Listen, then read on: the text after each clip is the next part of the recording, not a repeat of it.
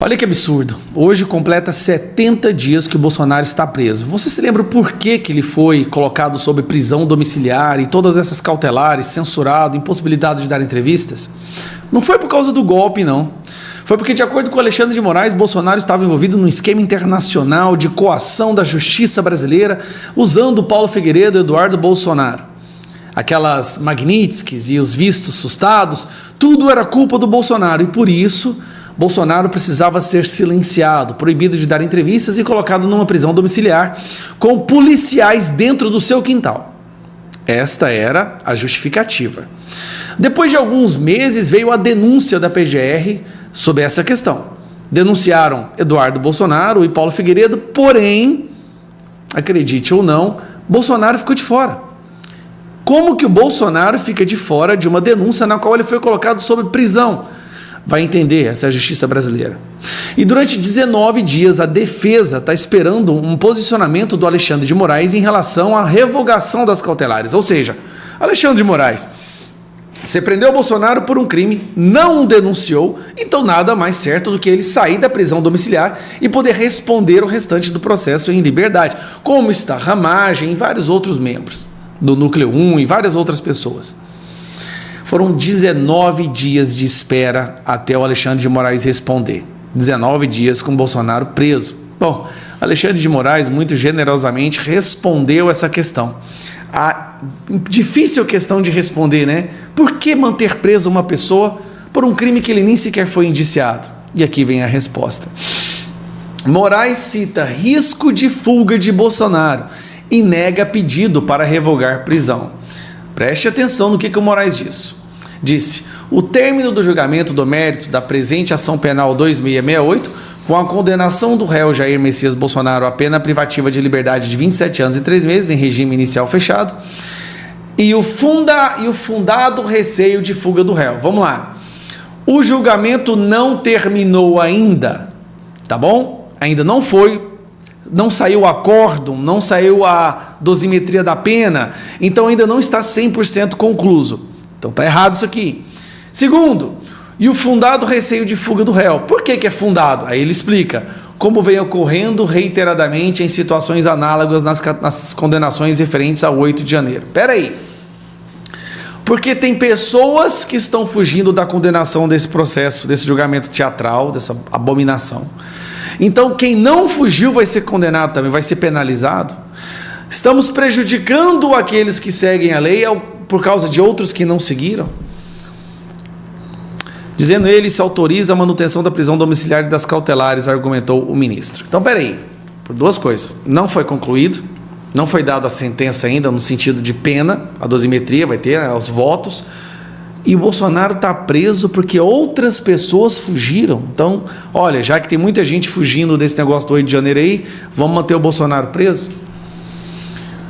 Como se nós não soubéssemos que o verdadeiro motivo é porque Bolsonaro está na frente das pesquisas, é porque ele morre de medo do Bolsonaro falar a verdade e conseguir voltar a ser candidato no ano que vem, porque ele sabe que o Bolsonaro candidato vai ser presidente. E o engraçado é que o Alexandre de Moraes solta essa decisão absurda, assim, mais uma abominação que a gente já está até acostumado, ninguém nem fica revoltado mais, porque é o que se espera dele. Mas o engraçado é que isso sai hoje, no mesmo dia, no mesmo período que a gente descobre que a Itália se recusa a obedecer Moraes porque vê que ele está perseguindo o Tagliaferro, no mesmo período em que saiu o escândalo da Flávia Magalhães, cidadã americana, que o Alexandre de Moraes mandou a Polícia Federal para vigiar ela e talvez até mesmo, pelo que tudo indica, sequestrar uma cidadã americana. Normal isso tudo. No mesmo período em que se descobre que a situação do Felipe Martins pode vir a levar uma prisão para Alexandre de Moraes por fraudar um documento americano para manter o Felipe Martins preso. Então, assim, a quantidade de escândalos, né, que estão acontecendo, Felipe Martins, Flávio Magalhães, Eduardo Tagliaferro, ele vai e solta na cara dura uma interpretação de que Bolsonaro tem que ficar preso ainda. Eu tenho vergonha de um policial federal que acata ordens dessa maneira, essas ordens. Eu fico pensando, quando sair uma ordem, por exemplo, sei lá, vai ter mais casas aí invadidas, busca e apreensão. Eu fico imaginando a vergonha que deve ser. Me desculpa isso, mas um cara vai lá, forma em direito, estuda, passa no concurso para ser policial federal, certamente com o sonho de lutar contra o crime, e de repente ele vira um jagunço miserável para prender pessoas inocentes e perseguir quem critica o ditador. Que vergonha de vocês que fazem isso. Eu tenho vergonha. Se fosse meu filho, minha filha, eu pediria para vocês sair. Se fosse meu filho numa situação dessa, eu falaria assim: larga essa porcaria, joga fora esse distintivo, acabou a Polícia Federal. Deve ter muitas pessoas boas ali dentro, eu tenho, acho que a maioria. Por que não reagem? Por que não fazem algo? Será que um salário de 10, 15 mil vale a alma da pessoa? É sério, vale mesmo? Se eu parar para esse vídeo aqui, senão... O Moraes decidiu hoje manter Jair Bolsonaro preso com base em um inquérito do qual o Jair Bolsonaro foi excluído. Percebe a gravidade disso? É como se você, por exemplo, tivesse vencido um processo e um juiz mantivesse você preso com base nesse processo que você venceu. É uma loucura completa. Parece que o Moraes agora sequer a mais se apega à criatividade. Agora, nem a criatividade mais é limite para ele. Ele simplesmente prende porque quer. Porque deu na telha, porque teve vontade. Eu vou contar tudo isso para você. Eu sou André Marcília, advogado, professor de Direito Constitucional, e já peço a você que se inscreva aqui no canal, deixe o seu comentário. Eu sempre leio todos os comentários, todos. Depois fecha o chat, clique no joinha, porque deixando o like você comunica ao algoritmo que o conteúdo é relevante para você e assim ele distribui para mais gente e você ajuda aqui a nossa comunidade. Bom, muito bem. Olha, agora realmente o Moraes passou completamente do limite. A prisão do Jair Bolsonaro foi determinada, tanto a prisão domiciliar quanto as demais restrições que estavam impostas, que estão impostas a ele, tudo isso foi determinado no inquérito que investiga o Eduardo Bolsonaro, o seu filho, e o Paulo Figueiredo. Muito bem, o fato é que a PGR não denunciou o Jair Bolsonaro nesse inquérito. Portanto, o Jair Bolsonaro foi excluído do inquérito no qual as suas restrições, inclusive a prisão, foram determinadas. Portanto, a prisão dele e as suas restrições teriam de ser imediatamente revogadas. Vocês percebem? Pô, é óbvio, é como se você chegasse e falasse assim: olha, eu aqui tomei uma sentença de 10 mil reais, tenho que pagar 10 mil reais, aí eu recorro para a segunda instância, aí eu ganho em segunda instância, eu tenho que pagar os 10 mil reais? Não, é óbvio que não. Por quê? Porque eu reverti a decisão, eu venci o processo. Se a prisão do Bolsonaro foi determinada no inquérito e ele venceu em seguida o inquérito, ele foi excluído do inquérito, ele foi afastado, ele não foi denunciado nesse inquérito, óbvio que aquilo que foi determinado lá atrás, a sua prisão e as suas restrições devem cair. Assim como os 10 mil reais que, em tese, você teria que pagar na primeira instância. Se eu ganhei em segunda, cai a decisão de que eu tenho que pagar. Se eu venci no inquérito, cai a prisão. Se ele foi excluído do inquérito, não tem prisão. Gente, a defesa vai lá e pede, e o Moraes mantém a prisão. Mantém a prisão dizendo que há risco de fuga, não explica qual é o risco de fuga, que é para o bem da ordem pública. Que ordem pública? Olha, a ordem pública, Moraes, ela é mantida se você cumpre a lei. O perigo para a ordem pública é você, porque você não cumpre a lei. Um juiz que não cumpre a lei, um juiz que acha que é a lei, é que é um perigo para a ordem pública e não o réu.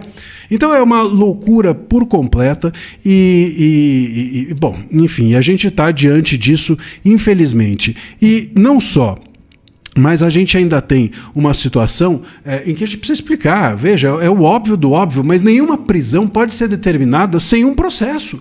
Nenhuma prisão pode ser determinada sem um inquérito. Nenhuma prisão pode ser determinada sem um procedimento. Ou agora, então, o Jair Bolsonaro está preso, pendurado em lugar nenhum. A prisão dele está pendurada em nenhum lugar, está ancorada no nada. É uma completa arbitrariedade. Eu não sei como mostrar isso de uma forma mais óbvia, que nós estamos diante de uma total e completa ilegalidade. Quer dizer, repito, eu até derrubei o microfone. Quer dizer, se você foi excluído do inquérito, é nesse inquérito que a sua prisão foi determinada, bom, a prisão dele ser mantida está pendurada em inquérito nenhum, em processo algum. É como se um juiz chegasse para você no meio da rua e falasse, acho que você tem aqui risco de fuga. Tá, mas cadê o inquérito? Não importa. Qual o processo? Não interessa. Vou prender você. Qual é o inquérito hoje? Qual é o processo, qual é a ação penal que mantém o Bolsonaro preso? Essa manutenção da prisão, essa decisão de prisão está baseada em qual inquérito? Está no inquérito do Eduardo Bolsonaro, mas ele foi excluído daquele inquérito. Então, veja, eu sou excluído do inquérito e continuo preso. É uma loucura completa. Você é excluído do inquérito e continua preso com base no inquérito do qual você é excluído. Isso não existe, mas nem na Venezuela, acho que nem na China, nem em Cuba as pessoas têm coragem de agir assim. Repito a vocês, o Moraes nem mais usa a criatividade. Foi-se bons tempos em que ele ainda usava a criatividade para criar razões, pelo menos palpáveis, para prender as pessoas. Agora não. Simplesmente prende-se porque sim. Prende-se porque quer. É o fim do Estado. É o fim, não é nem democrático, eu nem penso mais isso, nem de direito, é o fim do Estado. É uma coisa, é jogar na lata do lixo o bom senso, a razoabilidade e a nossa inteligência. É jogar no lixo o nosso Estado.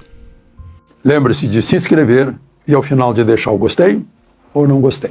Bom, o presidente Lula esteve com o Papa pela manhã, uma audiência privada, mas não foi só ele e Janja. Eu vi a foto do Vaticano, tem lá umas 12 pessoas acompanhando, inclusive o ministro de Relações Exteriores. Depois ele foi à FAO, que é o órgão das Nações Unidas para Produção de Alimentos e Agricultura, e numa entrevista, logo depois, ele foi perguntado sobre se ele daria a vaga de Barroso no Supremo para um amigo.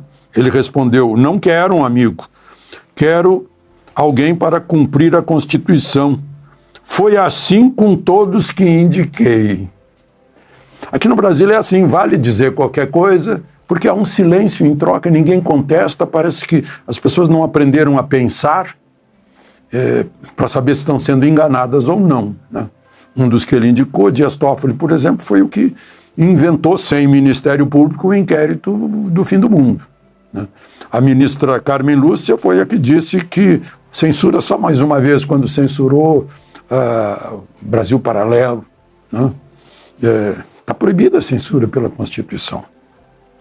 Ele também nomeou Lewandowski, Dino, o advogado dele, Zanin. Será que não ficou amigo de Zanin? Estranho, o Toffoli era advogado do PT também, né?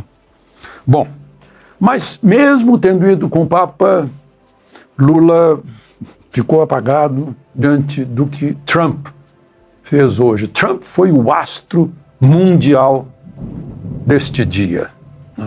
Lá no Knesset, que é o parlamento israelense, ele brilhou, falou por 1 hora, não foi sequer um discurso, foi uma conversa com os representantes de Israel. Ele inclusive se levantou para aplaudir um combatente que havia perdido as pernas e as mãos, né? Ele enfatizou que Gaza será desmilitarizada, ou seja, não vai haver soldados nem de Israel, nem de lugar nenhum em Gaza, e que o Hamas vai ser desarmado. Bom, é nisso que eu sou cético, porque o Hamas hoje circulava por ruas de Gaza, ruas e estradas de Gaza. O exército israelense, as forças de defesa de Israel, o IDF, né, fez um recuo, mas um recuo que era relativo, né, porque recuou, digamos, uns 40%. A situação em Gaza está desse jeito. Eu não acredito muito que vão conseguir desarmar, que o Hamas vai entregar as armas. Certamente vai esconder as armas, né? Acho difícil isso.